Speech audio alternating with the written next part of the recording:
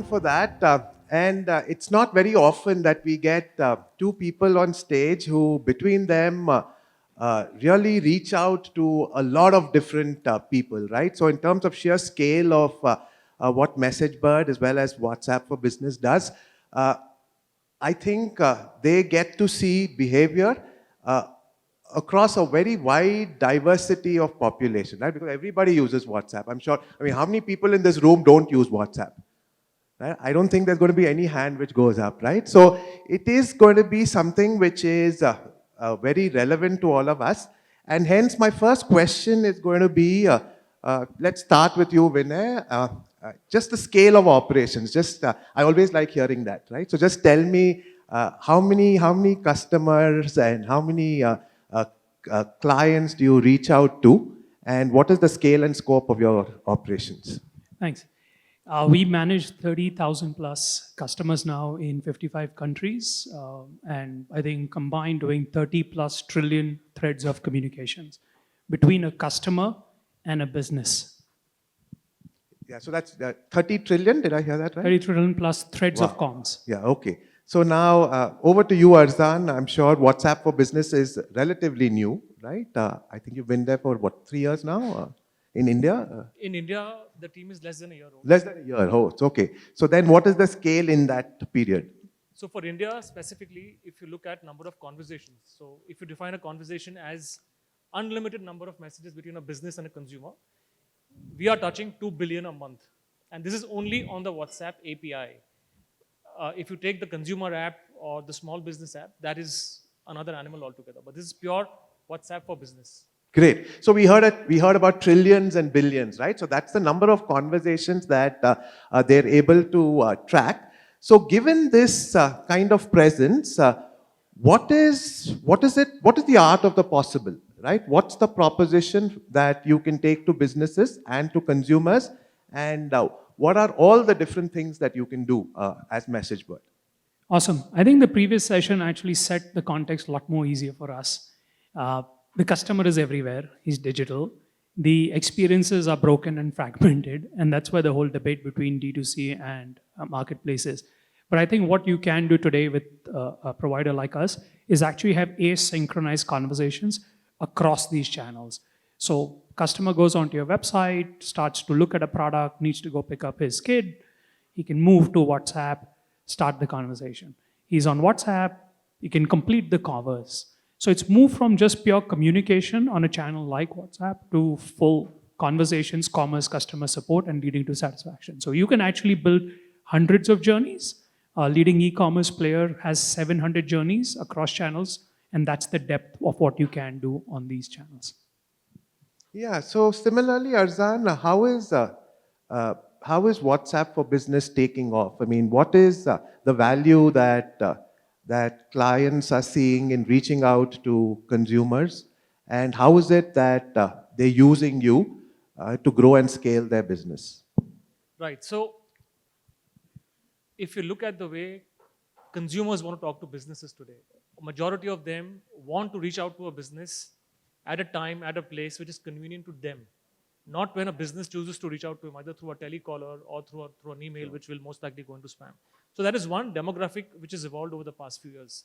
Secondly, if you look at the way our country has evolved digitally, right from 2000 onwards, for the first 10 years, when online commerce, the ability for consumers to transact digitally opened up, India, being such a richly populated country, had 20-30 million people, reluctantly, very small fraction, actually go and have an online presence.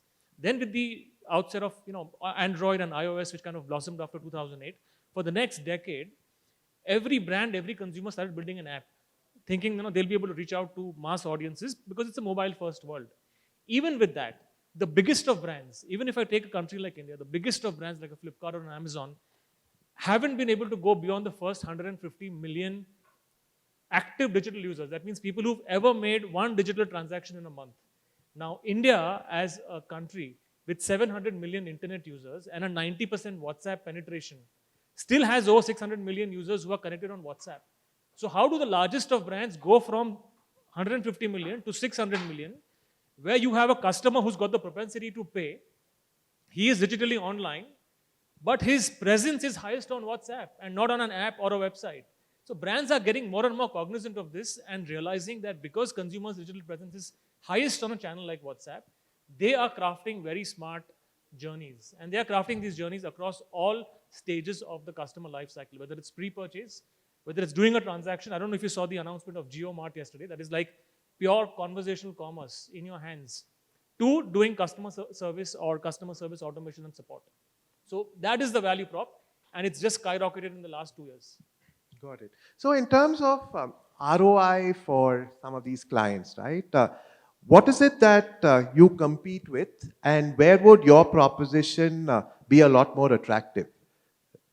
So I'm not going to speak of competition, but I can tell you where our proposition is definitely more attractive. I think one is asynchronized. So give an example, you spend on Facebook as an ad, you can click through WhatsApp to do the conversation. Customer contacts you on your contact center to know an order shipment, you can press 1 and move into a channel to give updates. You are, as D2C businesses and retail businesses, you have Instagram presence and you are advertising there, and customers say, hey, I want to buy, I have a query, and you can start doing reach. So I think the value prop we are able to bring for you as businesses or for businesses is, one, asynchronized across channels. Second, intent. You don't have to have a menu-based engagement. Customer can ask you anything, and the AI layer can kick in. Third, which is most important, I think Arzan can add on the languages, but in India, we're able to do it in 14 languages today. So if you're a regional player or a national player and your customer demographics cuts across languages, where my mom would prefer to talk in Hindi versus I prefer in English, yes, it is possible for you to give this hyper-personalized journey on any of these channels. So that's the value prop we bring to businesses. Sure. So, see, we spoke about personalization. I think we've heard a lot about trust today when we were speaking about customer experience. Now, WhatsApp is used for something very personal, right? It's used for family and relatives and maybe a little at work. So, are there any challenges inherent to the medium, right? From a trust standpoint, which you think have come in the way of businesses adopting it, right? Am I less inclined to take a business message on WhatsApp more seriously, given that I use it for personal reasons? So what have been some of these pitfalls or challenges that you all have faced in setting this up? So one of the biggest challenges that we face as an organization, as a platform, is awareness. The sheer fact that a majority of our population in India is not aware that they have the ability to reach out to a business proactively on WhatsApp. And that has just begun because we're a relatively young team and it'll change. That is one. Second is, at every stage in time, because it's a messaging channel, we get benchmarked to an SMS. Now, I am not SMS, right? I would never benchmark myself in the same bucket. And we offer far superior premium features compared to SMS, right? Also, tomorrow, let's say we open up our voice or video APIs, from the ability to converse with a business on a chat, your ability to seamlessly flick to a voice or a video call is of significant value. Imagine the kind of customer delight a brand can create to its audience if they're just able to do this seamlessly in a single flow. So that is point number 2. And third is, people are not aware that the entire value prop, like Vinay mentioned, is available in 12 native languages. I may have money to buy a brand. Someone has never reached out to me, and English is not my first language, or Hindi is not my first language. I have the ability to go and customize my bot journeys in 12 native languages in India. So as we make this messaging more aware to the larger audience, I think businesses are slowly taking cognizance of this. The very large private sector bank, the entire chatbot is available in 8 different languages. You just type the language, and the bot starts transacting with you in that language. Sure. Imagine what will happen if an HNI in South India, sees this. He'll be hooked onto, what the brand is trying to do. Sure. So do you believe that this could be a platform where the ROI from digital spends can go up, given that you have access to a lot more consumers, right? Okay. And at the same time, there's stickiness with the engagement. So on ROI, Anand, let me give an example. Sure. That'll be good. Yeah. Assuming a brand is using WhatsApp as a sales channel, and if you ask Vinay, because they are the specialists in omni-channel communication, what is your CTR on email or SMS? What are your read rates? for email or SMS, it is in low single digit percentages. Sure. WhatsApp has over 90% read rate. So what is happening? Ad agencies, the biggest of marketers who are carrying large budgets for brands, they've been traditionally advertising on surfaces like Google or Meta, Facebook, Instagram. Sure. They are now realizing that if I build a WhatsApp journey, not only do I know when my audience is, forget seeing the ad, he knows that he's seen it, he's read it, he can even click on it to buy what the brand is advertising. So it's immediate results in terms of performance marketing. Two, for customer service automation. Let's say, I'm a consumer, and let's say an appliance goes faulty in my house. Okay, let's say a Samsung microwave. I won't even know who to call. Assuming I Google and find a toll-free number, I'll be waiting on the line for 10 minutes before someone picks up my call. Imagine what if I just open my WhatsApp, go to Samsung and type a hi, they'll recognize my registered mobile number, and within 30 seconds my complaint is registered. I mean, it's customer delight to the consumer. You're saving so much money for the business by reducing his agent productivity.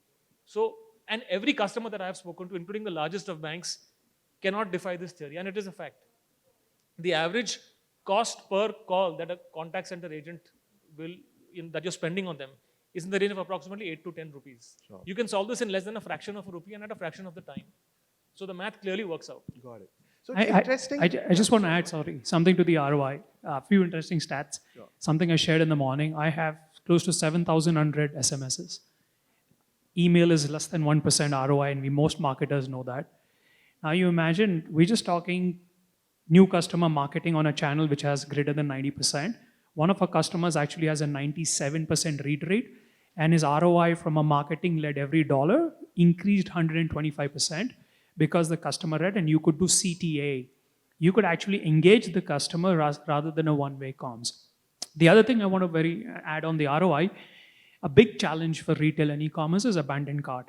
9 trillion, global stat I was shared, $9 trillion is the abandoned cart pool. And I know I'd asked a lot of you questions one-on-one. You can actually do a hyper-personalized abandoned cart engagement with your customer right after he leaves your cart in a channel like WhatsApp, driving a high-intent customer who, for any reason, I'm just giving an example, of going to pick up my daughter from school, I left the product there. Now you can go into an engaging conversation in WhatsApp, say, hey, we miss you, here's your product, would you like to buy, would you like to sales? And that's driving massive conversion. So there are multiple ways to look at ROI. Very interesting. Now, as I listen to the ROI benefits, what I'm wondering is, why isn't everybody going to WhatsApp at the earliest? What's the catch, right? In terms of budgets being allocated to this at a much faster rate. Is it just that you've been around for a much shorter period, or is it something beyond that? So one is intrinsically awareness in terms of articulating the value of the platform. Another good thing that we've discovered is when you talk to a customer, when you talk to a brand, when you bring in all the line of business users, right from a CFO to a CMO to a chief experience officer, and showcase, what is it that you're going to be spending, a fraction of what you would otherwise be spending, but it solves problems across the entire organization. It gives you the highest amount of ROI. The largest of banks have done this and realized that it's the same number, it's the same channel through which I can run campaigns. I can offer a help desk. I can get a support ticket created. I can run campaigns on the same channel at the same price. So when that happens, like someone said earlier on the previous panel, magic will happen. So it's a process. Like we have 15,000 businesses on the WhatsApp Business API in India in a matter of less than 12 months. Sure. So and you will see us a lot more in the media. You will see a lot more customer testimonials coming out, and people will slowly become aware of what we are capable of delivering. Got it. And it's interesting you spoke of banks. So are there any sectors where you're seeing more heightened activity or action? So it's by use case. Retail e-commerce for sure becomes the first adopter in terms of marketing. It starts with marketing, then it goes into customer support. It goes into abandoned cart chase. So consumer-facing businesses, now banks are large. In India, I've seen a large number of banks adopt to the channel for at least key use cases of balance in this. But I think the largest adopter for us has been the retail and e-commerce because just the sheer volume and the recency and frequency of a customer wanting to engage with the business, either pre-sales, sales, post-sales, order, returns. I'll give an example of one of the largest computer manufacturing company globally now. Imagine we just put a simple QR code on every laptop now being shipped, And every engagement that the customer needs to do is a scan into WhatsApp, and there are 9 journeys. They don't have to have a call center anymore now. And this is global. So that's the power, and that's the depth. To adding to Arzan's point, don't just do a tick mark to the channel. What we like to say, dance in the channel or have depth in the channel. Sure. You spoke of a lot of metrics. I didn't hear much about customer retention. So is there some way that you've tracked better retention? We've heard a lot on conversion, but in terms of regular customers coming more often, given that they've had a better service experience. Oh, absolutely. I think every business, I don't have the stats around that, but I think every business goes with the premise of any customer experience or journey has to have satisfaction. A satisfied customer comes back. A loyal customer. A subscription business is like if we keep you happy, you keep coming back to us. But a consumer business, if the experience is high, if I bought something, I needed to buy insurance. If it broke, like he said, my Samsung fridge broke, how can I quickly go and talk to the brand rather than a lengthy process? If that experience is high, then retention automatic. Not even retention, I would say. Upselling happens a lot more than just retention. Got it. Right. So now let's look at the future, right? So in terms of key priorities, there's clearly a proposition. Now, how is it that you're going to build on it, and what are going to be some of the key focus areas for you? So maybe Arzan, you start first, and then we'll go to Vinay. So one thing we announced earlier this year is the entire API is going to be available on cloud, which means CPaaS partners like MessageBot or anybody who's hosting the API or a chatbot builder doesn't really need to host it on-prem. You can just, the cost is borne by us, and you can use it to scale to very high throughputs in terms of your running campaign. So that's one. Two is the ability to roll this out in as many different languages to be able to sustain to a maximum breadth of population in India. Third, at some point in time, we'll be opening it up to voice and video API. So when that happens, that'll be really powerful. And most importantly, what we recently announced is instead of getting a business to go and hunt for the next 100 million consumers, we are now making the businesses self-discoverable within WhatsApp natively. So I don't have to save the mobile number of a Samsung for me to message the business tomorrow. I'll just have to go, open my WhatsApp, type Samsung, and the business will automatically surface. This is a feature that's going to be coming up in the next few months. So customers, if they're really wanting their end customers to discover them, it's the right time for them to build their journeys for customer service and automation to be discovered natively. Sure. And I think the only thing we can do is, can we take this and more with you to the market in hours and days versus months without dependency of engineering and product? So I think that's our focus as an organization. We actually take up challenges that if you have a journey, we can actually help you make it live within minutes, hours, days versus months and without even writing a single line of code. Great. So thanks for that, Arzan and Vinay. Now we have about 1 minute, 45 seconds, right? So we'll have 3 questions. So the first question, you put your hand up. So Praneeth here from Porter. My question is to Arzan. What is it that we will do to avoid an SMS journey? Like was mentioned that we have like thousands of unread SMSs. Do you see a trend of unread WhatsApp chats also going up? And what is it that Meta has in the vision to not let that happen to WhatsApp as well? Because when SMS started, it was the thing. Now it's WhatsApp. What are we doing to avoid that journey if we are heading towards that? Good question. So one thing that we've started is basically a self-governance mechanism within the API. So let's say if you're a brand and you're starting a journey on the WhatsApp API, and let's say you have 1 crore potential existing customers who you want to go and message in terms of phone numbers, you will not be allowed to message 1,000 numbers a day without ensuring that your quality rating does not degrade, which means you should not have more than a very minimal percentage of the audience who does not block you or does not spam you, which means your ability to do marketing to the right channel should be to the right numbers who will expect your message, and it should be relevant to them. If you don't, your quality rating of your message will be flagged and you won't be allowed to scale. Assuming you get it right for 2 successive days, will you be allowed to scale to the next tier of 10,000 users? If you're able to successively message 10,000 unique users for 2 successive days without getting flagged, it rate limits you to be able to access 100,000 or 1 lakh users. And if you're able to get that milestone for 2 successive days, it gives you the ability to message unlimited and infinite number of users. Now, so you're doing all the right things, you're targeting your audience. If by chance, let's say you get a database of the next million customers and you just start sending them your campaign messages, people will start flagging you off because the message is not meant for them and your quality rating will gradually degrade. So these are guardrails that we've incorporated within the platform. But it is also important to know, okay, so this you're asking from the lens of a consumer. Think of yourself as a business. As a business, you are equally responsible to ensure that you don't spam your users. We can do as much as we can in terms of providing technology, but as a business, I mean, let's internalize this fact that how many of us, I mean, I'm a business, I'm a consumer as well. I wouldn't like someone spamming me with messages which are not relevant to me. So I think as businesses also, we have to be equally cognizant and responsible to be able to send it in a smart way to people who are really meaningful to the brand and not just abuse the channel. We know someone else who did it some time back, they got booted out. I mean, they shut their business in India. So we don't want to go that way, which is why we're being very vigilant and watchful about being able to scale and being able to scale with quality. Hi, I'm Pragati. I'm from Avery Dennison, India. So my question is around if we are going into this conversational commerce, how are we ensuring that the product that is delivered to the customer is of that the quality that has been mentioned by the seller? There is no fake product, there is no counterfeiting and problems like that. And how is the last mile delivery being managed there? Can I? So I think these are mutually two exclusive parts, right? There is a channel like Instagram, WhatsApp that gives you a conduit to talk to your customer. They're not responsible for the product you sell or the delivery you do to the customer. Partners like us, we help you execute rich conversational journeys.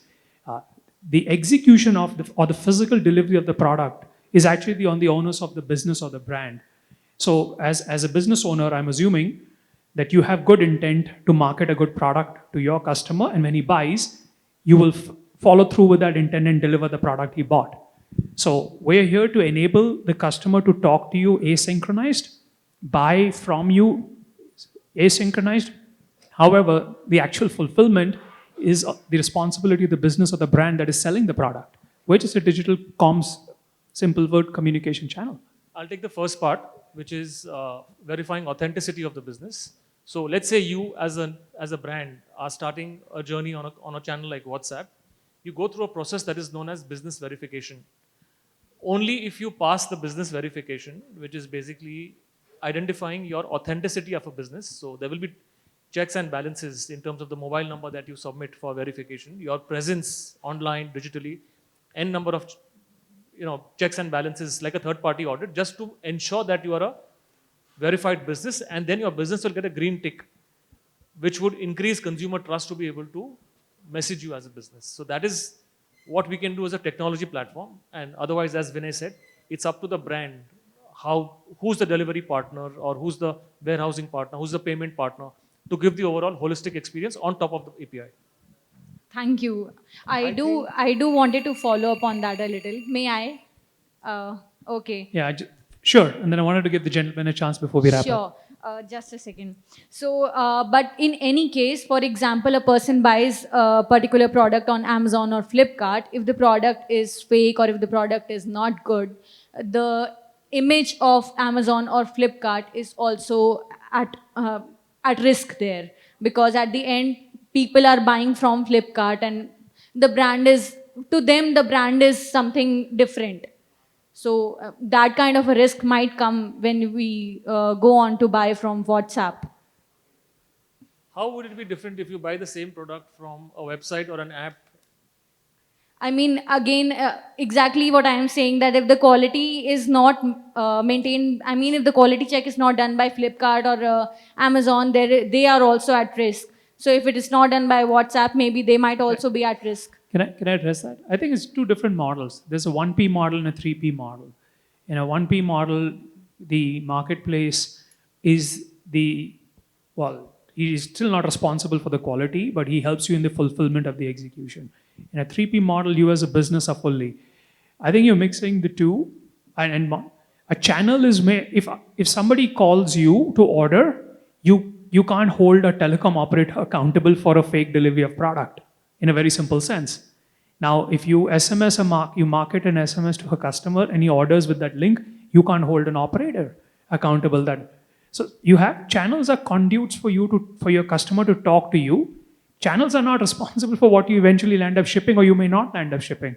And I hope, honestly, no brand does this, where they take orders and don't ship or ship a wrong product, because it kind of impacts holistically the experience for customers. So this again to Mr. Vinay. See what I'll just further clarify what she is asking. And same thing I wanted to ask.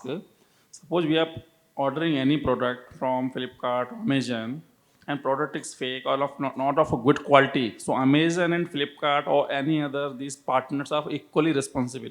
How can they say they are not responsible? there's a difference. The channel is yours. When you are selling on any channel, you are the channel owner. We're not selling for you. It is ABC brand, verified, tick marked. I'm not sure if you've had an experience of for WhatsApp conversation or WhatsApp conversational commerce. It is, you have to verify your brand. You are selling directly. It is like going to, maybe I'm giving another random example. You rent a store, you start selling your product, and if it's fake, you tell the store owner or the guy who owns the place that knows it's not my problem, this is your problem because I'm sitting out of your office and selling. No, you're the business owner. Your verification is done. You are representing your product and selling. It's just a medium to sell. It's not, we are not selling for you. I think there's a difference between somebody helping you sell versus somebody giving you a channel to sell via. Yeah, so I think we'll pause there. There is an association risk is what you all are saying, but that would be with any channel, right? So we would, whichever channel you sell, there's an association with that channel which can bring in a risk, right? But the extent to which you vet and verify the authenticity of the business is going to kind of take care of that risk and mitigate the risk, right? So we'll pause with that, and thank you for a wonderful conversation, Arzan and Vinay, and back to you.